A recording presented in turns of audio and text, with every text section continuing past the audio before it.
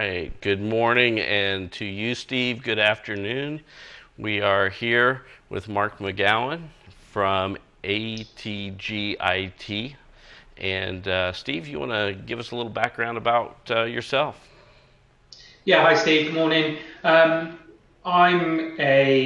work for ATG, obviously. I've been in the IT industry 17 years now, since school. I was a on-site kind of technician for a long time, working with inside both the education and business market. And over the last 2 years since I've come to ATG, I now focus on our security side of things, working with SMB clients, kind of anywhere between 20 and 200 members of staff. Gotcha. And tell us a little bit about ATG. So ATG was established in the 80s. We were originally an Apple dealer, but we were dealing with a lot of businesses, and a lot of businesses asked us to deal with their IT. So we became specific business IT kind of specialists in 2001 when ATG was formed. And we now focus on consultancy and support, cybersecurity, and disaster recovery are our three main areas. Great. Yeah, so it keeps us busy, and it's always interesting because everything's always changing. And for us here in Kansas, tell us where you're at in the UK. So we're just outside Birmingham, which is the second biggest city in the UK, which is pretty much smack bang in the middle, about 2 hours outside of London. We can access the north, the south, the west, all from our location in a suitable time, really. Gotcha. So do you serve all of that kind of area? Do you limit yourself to a certain geography there? So generally, we're limited to within 100 miles, but then we've got some clients in London, and now we've also got some clients across Europe as well, where our clients have opened offices across Europe. And obviously, with the invention of cloud and remote connectivity, it's pretty forward for us to be able to support them across the UK and into Europe as well. Gotcha. So that's pretty big, geography area, and I'm sure millions worth of people that you'd cover. Yeah, I mean, day to day, we service around 80 businesses, and then we have quite a few more than that than we service on an ad hoc or on a consultancy basis, etc. But yeah, it's a good wide area that we support. Great. Well, thank you for joining us. Appreciate you taking time out today to spend, a little less than an hour with us and bringing your experts to bear all the way across to Kansas. Yeah, no problem at all. So our first topic that we kind of task you with, I guess, was, what are the top threats that you're seeing, nationally and internationally at this time? Well, I think obviously we see threats the across the board, and both locally, nationally, and internationally. We see. It seems that not a day goes past at the moment where it isn't some kind of headline news that there's some hack or data breach, etc. So, but I think the problem with that is it breeds complacency in the kind of smaller businesses. And complacency is one of the biggest threats. There's this ethos of, oh, it probably won't happen to us. Russia isn't going to hack a little construction company in Birmingham in the UK. They're going to be going after the government and all those type of things.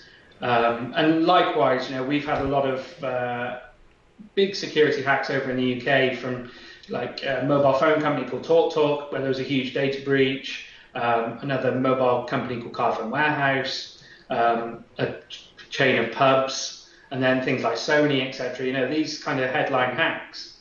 But nobody really thinks it'll happen to them. But what those are very different to what we're dealing with on a daily basis. We're dealing more and more with the biggest threat for us is ransomware, as I'm sure it is over with you guys. Absolutely. And the reason that people are complacent is it, in your opinion, the fact that we're smaller companies, they're going to go after the Sonys or the major, wireless carriers? Is that kind of the thought? Yeah, I think the problem is that they're two very different beasts, really. You've got these targeted attacks over here, but then you've also got the attacks where you're a number in a list that people are going after. You're an email address on a database. They're not thinking, I'm going to attack ABC Co. that's local to you. What they're actually going to do is just go, well, I'm going to attack every company that I can find on Google. Gotcha. And that's two very different things. And the much bigger risk, is the one where it's completely random. And is the random just kind of the low hanging fruit where the company just doesn't have some of the basic protections? So I send out these kind of scans that go out and, well, there's an automatic attack here that's easy, so I go after it, or are you seeing it more targeted? No, I think it's a case of, because it's easier to send out, let's say, a simple ransomware attack via email, spam, that type of attack. Businesses will, let's say you try and hit 1,000 businesses and 10 of those get infected with ransomware. So then you're paying out bitcoins to the hackers potentially. It's a lot easier to try and hit 1,000 companies than to go after one big company and hopefully get the bigger fruit. It's a lot easier to get lots of the low hanging fruit. Gotcha. And you mentioned ransomware. Obviously, that's one of the biggest threats that we're seeing. Is give us a little definition from your seed of what ransomware is. So, in its simplest form, you will run something on your computer, malware basically. That comes in a variety of different forms. It could be coming from an infected website, most likely via email, or it could come, on a USB stick, etc. A variety of different sources. It then starts to lock all your files, any file that it can have access to. So that's both on your desktop PC or your laptop, but also on your servers and anything you're connected to. We're seeing some advanced ransomware now jumping over to cloud services if there's the link that it can see. Things like Dropbox. Granted, it has lots of revisions, so you can go backwards. But if there is the link there, it will lock out all the files, which will then lock them out in the cloud because there's the link on the local machine. Wow. Granted, you can come out from that. Then once it's locked all the files, you'll be shown a message that says, we have all your files locked. If you don't pay us, we're going to destroy them. And it usually has a timer ticking down. On average, we see it's about 2 bitcoins, but we have seen it where it's 10 million and it goes ridiculous, or it could be as low as half a bitcoin. And there is, depending on what strain of ransomware it is, there is no way to get back from it. They use the same encryption to encrypt your files as we use to encrypt them from the bad guys. Gotcha. Can you give me a conversion of bitcoins to pounds just to run me an idea of about what that's worth? So it varies. It's quite high at the moment. So it's about £900, I think, at the moment. Okay, so in US we're talking $1,200, $1,300 per Bitcoin. So that's a significant amount of money. Yeah, and often the ransomware will double or triple, in fact, over time. So it might say you need to pay 2 bitcoins now, and in 24 hours you'll have to pay 4. Oh. And we we advise all our clients never to pay a ransom, because hopefully you've got a backup that you can recover from. But if you haven't, obviously you've got to make that decision of whether your business potentially goes out of business or pay a ransom that might get it back. Gotcha. And a couple of things you said triggered me for curiosity. That jump to the cloud services is clearly new. It used to be that they had to be a mapped drive. Now you're saying that they're recognizing the Dropboxes as the OneDrives and able to jump across that bridge? So you're still much protected in the cloud services. But where you've got a link locally to the cloud service, sometimes we're seeing more and more of the new strains that are coming out, they're attempting to make that jump. Okay. So, and the good thing about the cloud services is often you'll have revisions of files and backups within inside the cloud service. So you can often restore from it. But every time the whole security game is a game of cat and mouse. So the mouse will get ahead, so the hacker will get ahead, the security industry will catch up, and then they find another way to go through it. So the next thing I'd like to move on to is data breaches, but we'll handle that in a moment. The big fear in the industry at the moment is ransomware. Most people know how to get around it now by having a good, stable backup. Right.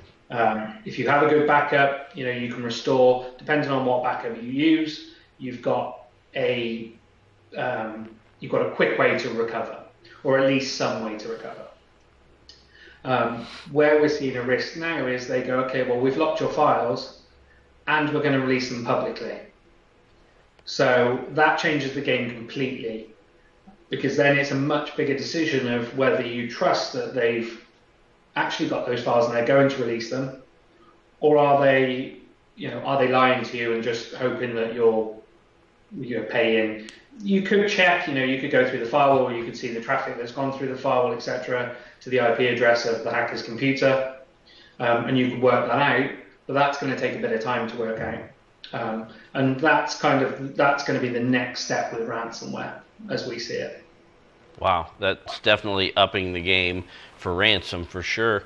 Now, the other thing I've heard relevant to the ransom side is we've started seeing where the ransomware infection has disabled the backup, then maybe a week goes by, then the ransom goes off from a standpoint of alerting you. So really you've gone without a week or whatever without a backup, and hopefully you're monitoring that so you're alerted, but we're starting to see where, some of our companies we serve, they're not monitoring those backups. Are you seeing the same thing? Yeah, and we're seeing similar with ransomware lying dormant as well. So it used to be a case of, and it still is in a lot of cases, you click on the file, you run the ransom, it starts locking files immediately. Mm-hmm. Whereas, and it does that so it knows that it can get around antivirus, etc., because it's often using a zero-day attack.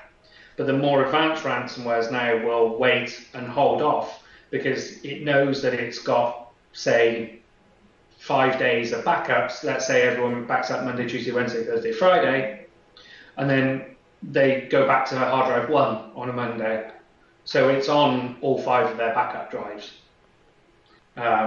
So the hackers know the way that people work, and they know the way that people's backup schedules work. So yeah, we are seeing it where stuff will lie dormant, and then it will kick in after, say, 5 days. You restore from a backup, it's still there. You restore from the next backup, it's still there.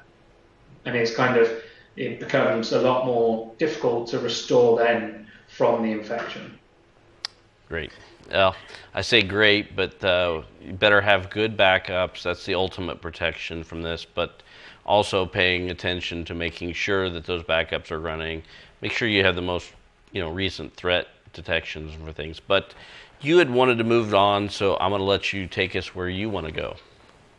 Yeah, so ransomware is a big thing. It's certainly one of the biggest risks to small businesses. And what we're seeing in the UK more and more is a risk of data breach. And that's where, a hacker will get into a system and try and publicly release the data or threaten to release the data, etc.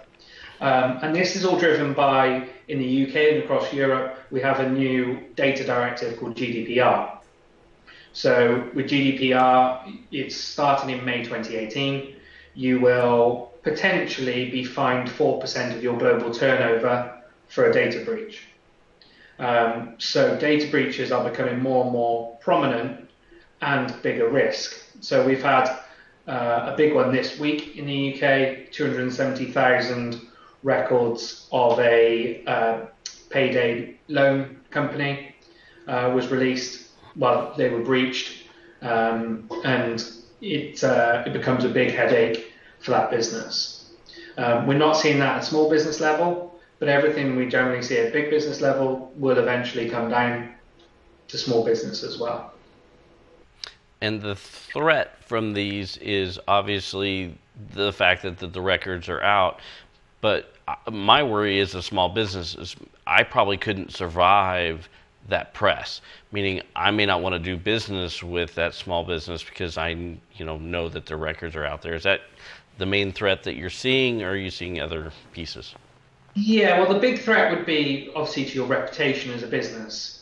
So more and more people are concerned now about where their data is being held. So if you're a solicitor, for instance, you want to know that all your information that your professional that's working for you holds that securely. So house deeds, those type of things, we need to know that they're going to be secure with whoever they're with. And the same with, say, financial advisors, those type of things, professional services where you put a lot of trust in that company to give you good advice, but also you put a lot of trust in them with giving them everything about you. So that'll be the big risk for businesses. They'll want to deal with companies which can show that they are concerned about cybersecurity. They are doing everything they can. Personally, I'm a lot more safer with where my data's going these days than I was. And I know, people, friends and family who aren't involved in the tech world certainly are as well. Hotels taking information, what are they going to do with that information? Where are they going to, where's it being stored, etc. And I think more and more people will start to become aware of, particularly from a consumer level, where is my data and what's happening with it. So yeah, businesses of all sizes, we need to understand that we're going to protect that data as much as we can. The other thing that we're seeing kind of related to this, and I'm curious if you're seeing the same thing, is because some of these hacking tools are relatively easy to buy on that black market, is that an employee that's been let go, or an employee that's just unhappy, or even a customer that might be unhappy, is purposely attacking and causing this damage. Is that the reason that some of this is happening? Yeah, I think so. And you only have to look at some of the services that are available on the dark web. Bot attacks as a service. You can give them a website or an IP address, and they will launch a bot attack on it to take it down for a set amount of time.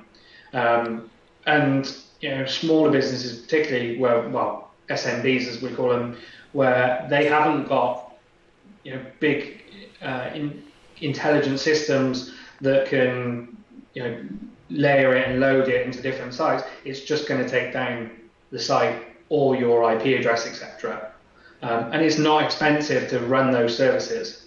And a quick Google will tell you how to find them. And it's interesting you raise it as well, because one of the big risks now is ransomware as a service. You don't need to have it becomes very much a business rather than a kids in their bedroom trying to make some money, or international hackers. It's very much someone going, well, I can make some quick money on this. I can pay someone a couple of $1,000s a month to run my ransomware campaign, and I'm going to get 50, 60 Bitcoins back from that. Which is a lot of money. Which is, a definite amount. It's and a really good return. Yeah. So one of the things when we were talking earlier offline, we were talking about, you brought this word malvertising. I was not familiar with that word, so explain that one to me. So malvertising is, as you know, when you look around the web these days, ads follow you everywhere. So they follow you you look at one thing on Amazon, let's say, and then it's on every other site you go to. Those ad agencies, the ads aren't run by the website that holds them. So there's been probably 5 or 6 big cases of it recently, things like Forbes, I think BBC International, etc., had issues where the ad agency showed ads that hackers had paid to display. And it might be a thing where it's an Amazon voucher. Click here to get your £5 Amazon voucher. It's never, it's never anything unbelievable. So you'll click onto it, and then it'll take you straight to an exploit kit, which will then try and install, a controller onto your computer that can then go and get ransomware or whatever the hacker wants to do. I've gotcha. And that's kind of new. You starting to see that start to explode more? Yeah, we started. So as with everything, things seem to go in waves. We see a big rise in it, and then it drops off a bit, and then it'll come back in bigger force than it did last time. So towards the tail end of last year, we saw quite a lot of attacks from it, and I think through 2017, web-based attacks will be a much bigger thing that we see. Last year it was very much email was a huge risk, and still does remain today a huge risk. But actual people just browsing the web and becoming infected is going to become a much bigger risk. Whether that's because they download something they mistakenly thought was genuine, or they are hit by an exploit kit. Maybe I should explain a little what an exploit kit is. An exploit kit will try and, by its name, will try and find any exploit to run on your computer.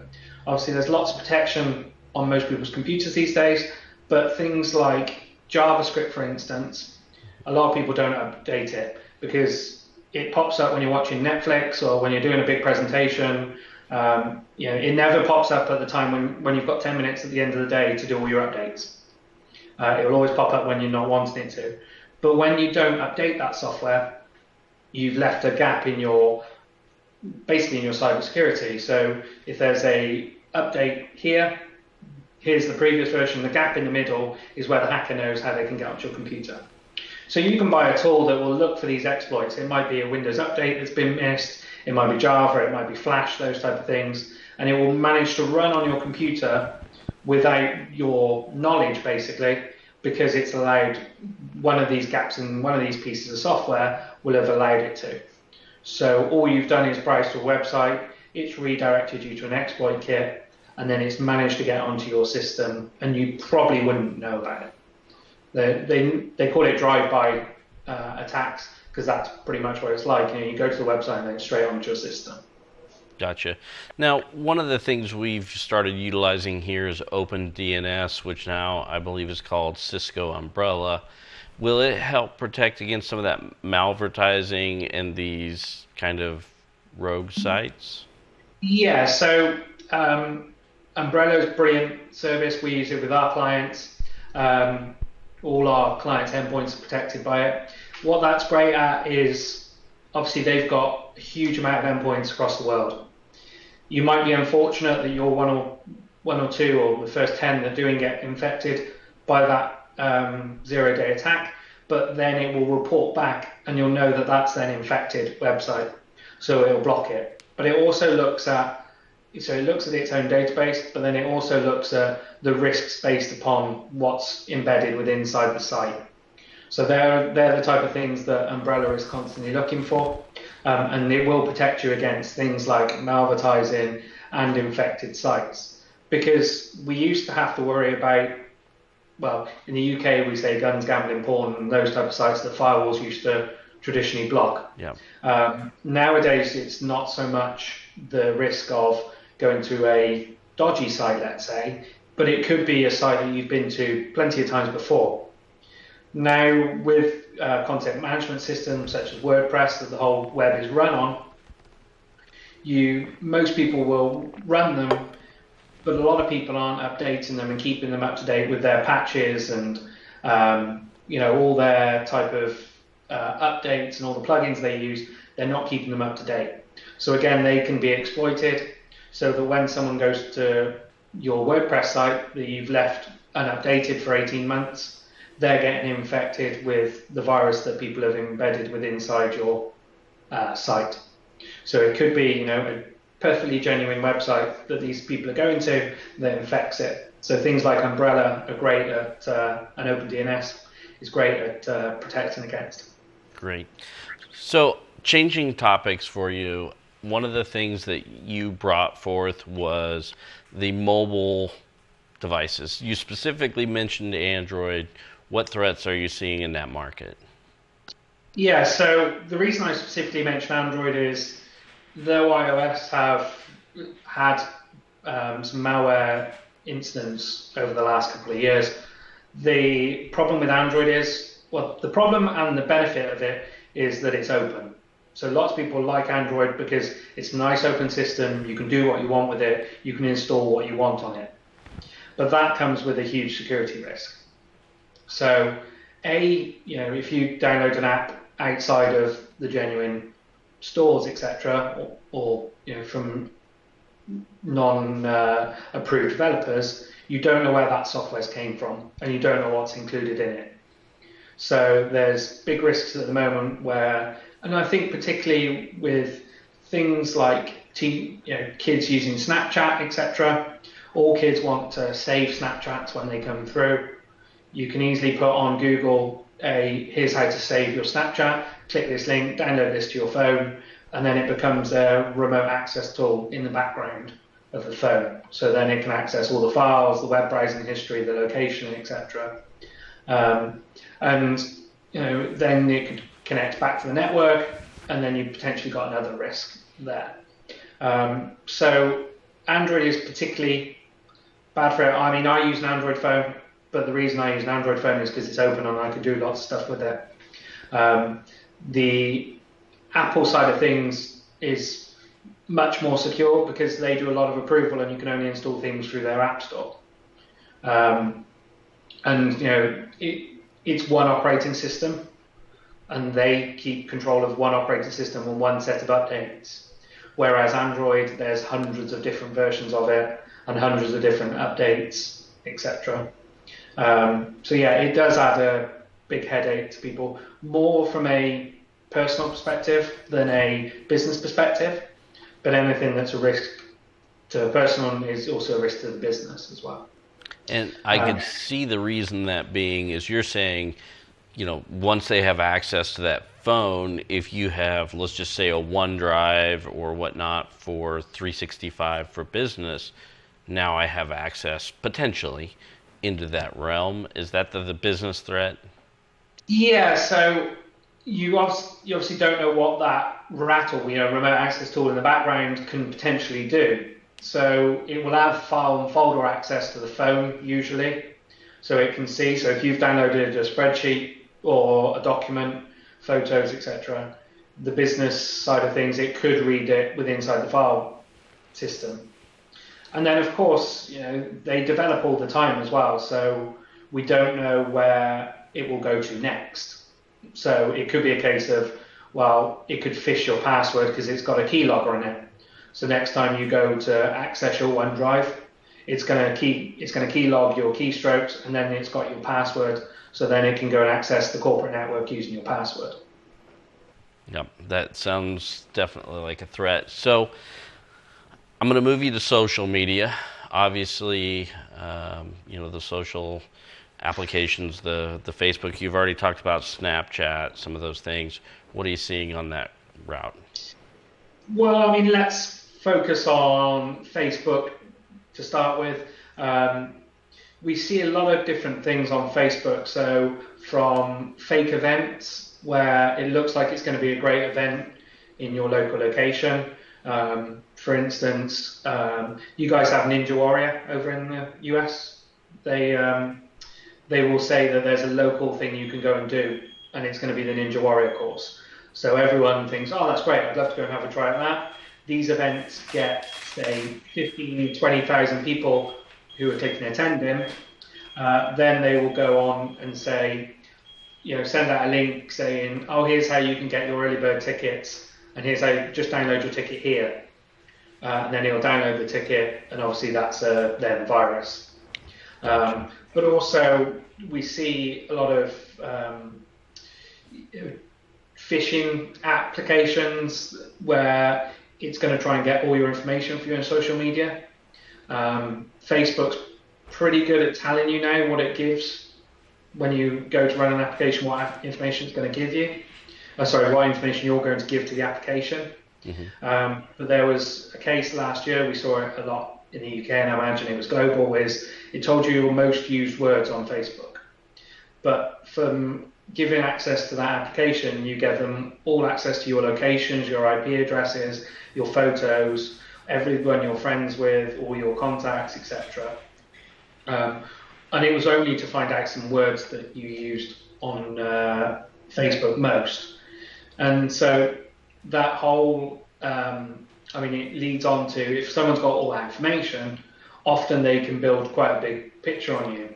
And I think the last time I checked, I think 16 million people had used the app and given that information away to whoever developed the app. It turned out that the app had just been badly developed. They'd left it all ticked that they wanted all that information, but 16 million people didn't care and just gave them all that information.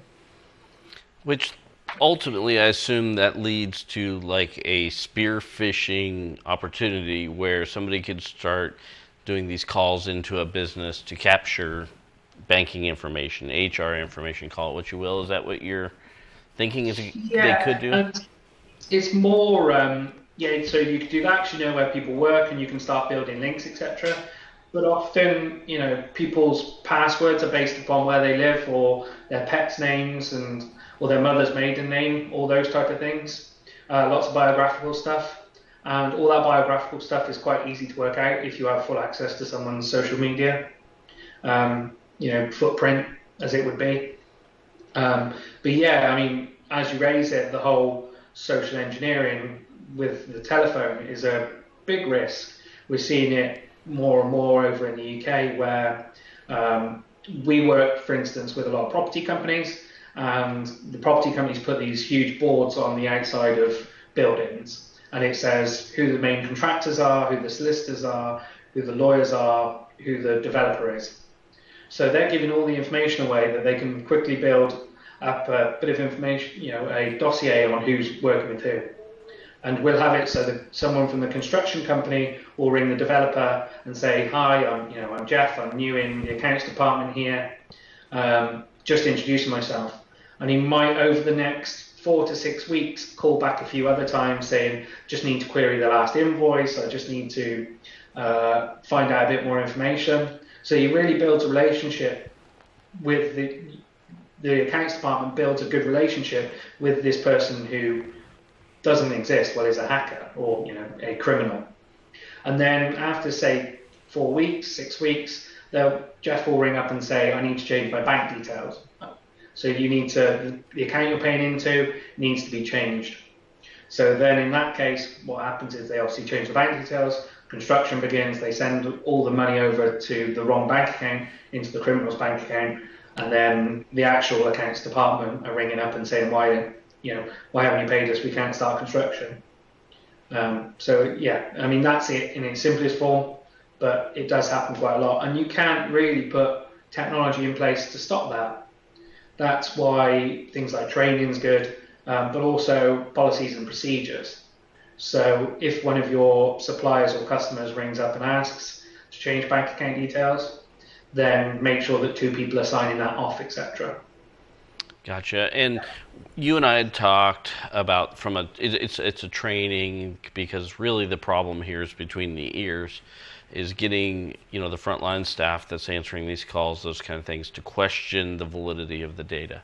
So we talked about using things like KnowBe4, where there's a little bit of a testing, and if the audience is not familiar, KnowBe4 can do several different versions, but they can send out emails that are purposely fake that report who clicked on them.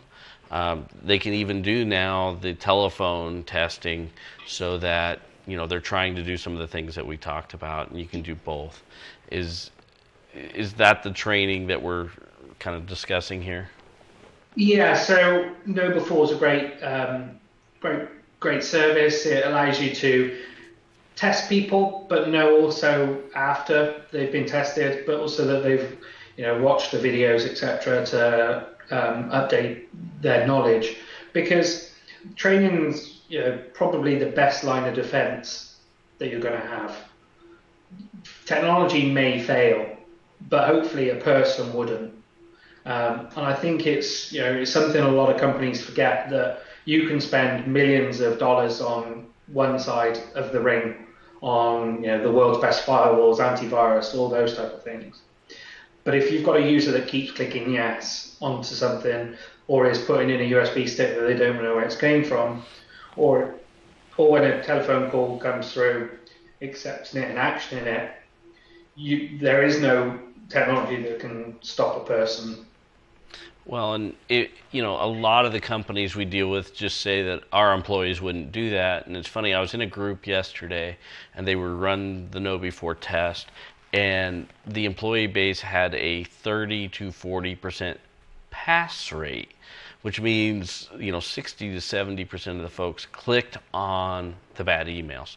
Now, typically we don't see it quite that high, but that ought to tell us that people are still clicking, irregardless of how many times we, threaten them not to do it, to look for, making sure it's a legitimate government request versus a hijacked one, those kind of things. And, I think you're definitely onto something, Steve, where it's pay attention, and people will fail if, we don't test and give them the tools to be successful.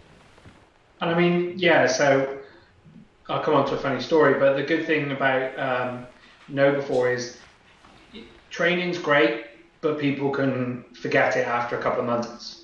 Know Before is a constant reminder that it's the threat isn't going away, and people will forget and people will make mistakes. Everyone's busy. It's easy to open up an email. Hackers are clever. They know that the best time to send phishing and spam and malware infected emails is at the end of a month, because that's when accounts departments are trying to get in the latest invoices for the month's billing. That's when sales teams are trying to meet their quota. It's when the businesses are generally busiest in the first and the last week of the month. That's what we see anyway. And they'll always send them generally on a Friday afternoon. We see the highest amount of attacks happen on a Friday afternoon, because that's when people have their guard down, and it's also when people take their laptops home and they're away from the corporate firewall. That's where things like Umbrella are great, because it protects you when you're away from the corporate firewall. Absolutely. But it was funny you mentioned about people failing. We had a client who said, "Oh, don't worry, none of our staff will ever click on anything." And one of his staff clicked on a ransomware. He infected it, and we had our incident response plan. We worked it all out. We got them back up and running pretty quickly. That happened on the Friday afternoon. We got them back up and running on the Saturday. They were closed Saturday, Sunday, and on the Monday morning, I think. So on the Friday, I think 4 people opened it. And then on the Monday morning, a further 11 people opened it and tried to run and ran the problem that would have caused it again. We'd obviously blocked it. But from them saying, "Oh, nobody will click it," to 50% of the staff clicking it across 2 days, it did show pretty quickly that it was an issue. Absolutely. And obviously we'd rather have folks a little paranoid so that they maybe send it across their IT persons, their IT company that supports them, something like that. Just say, "Hey, before I click on this, is it legit?" And at least there's a certain level of thinking that went into it, instead of just, click happy, I guess you would. So I want to give you the final word here. Do you have any piece of advice, suggestions on how folks would protect, or give you that? So I think the one thing, so if we look at it from a technology point of view to start with, the important thing is for people to have a multi-layered approach to security. So we call it our bulletproof glass approach to IT. And so it needs to go further than just antivirus. So you need to have firewall protection. You need to have antivirus, anti-malware, two different definitions, because hopefully one will have caught stuff that something else wouldn't have. Then you need something that's going to protect you when you're on the internet. So things like Umbrella is great for that. And then underneath that as well, you've got your spam and mail protection, and then user training as well. So hopefully, if you imagine bulletproof glass, it's lots of layers of glass, and one of those layers will take the impact and stop it, dependent on how bad it is. But nothing is 100% safe. You could have a newly designed bullet one day that's going to go through bulletproof glass. And that's why you need to have a good backup as well. And a backup that's going to get you back up and running quickly if that's important to you, but also a backup which has good amount of revisions and retention. So can you go back, should the worst happen, can you go back a month? Okay, you might need to do a bit more work, but it's better to go back a month than to lose the business entirely. And then from more of a personal perspective, the other thing is segregation. So making sure data is only available to people that need it. We here, our MD, Mark, doesn't have access to anything because he doesn't need it. He's always got reports from the senior management team, but he doesn't need to access the HR folder and the finance folder. A lot of CEOs we deal with, they want access to everything, but often they don't need it. And if they're the ones that will get attacked most because their data is public, available to a lot more people, and also they're busy, so they're more likely to make a mistake. So we generally say that segregate your data into into departments, but also inside those departments, make sure that people only have access to what they need to. So if that one person, let's say the managing director or the CEO, runs a ransomware on his computer, it'll only infect his computer and maybe a couple of folders. Whereas if he's got access to everything, it's going to take down the entire business. So that's one way you can mitigate against it. But from a personal perspective, passwords are a huge thing. Making sure you've got a good, solid password, and don't use the same password in two locations. We've seen some huge data breaches recently of like LinkedIn and MySpace and Yahoo, etc. Millions and hundreds of millions of passwords. And then recently, I wrote about it last week, you've seen there's a crime organization called the Turkish crime family where they're threatening to wipe 600 million Apple devices. Now, it's seen that they haven't got that information from Apple. Apple hasn't been breached. They've just looked at old breaches and realized they could use them to wipe those devices because people use the same password on everything.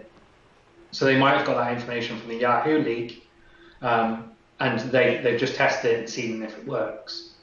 So have a good password and use a different password everywhere that you use it. So that's where things like password managers come in brilliantly, the likes of 1Password or LastPass is the one I use.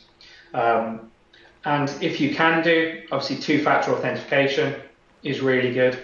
If you have the option to install it, do so. So that's when you log onto a computer, let's say you log into your iCloud and you haven't logged into that computer before, it's going to ask you for a password from one of your other devices.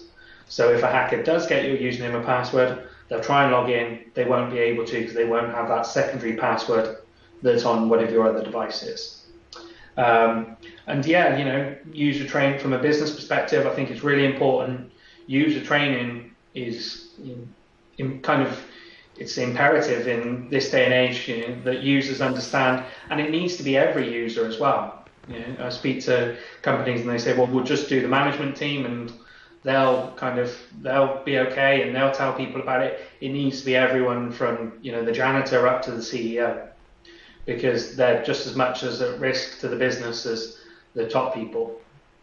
Everyone in a business who's got access to a computer can potentially aid a breach. And I think it's just, be have a bit of wariness about everything, really. We spoke to a ethical hacker over in the UK, and we said to him, we're speaking to lots of businesses. What would you say to them? And he said, tell them not to have a computer. And we said, well, that's not great for business for us. What would you tell them instead? And he said, well, tell them not to go on the internet. And I said, again, that's not great. And he said, okay, just tell them not to trust anything.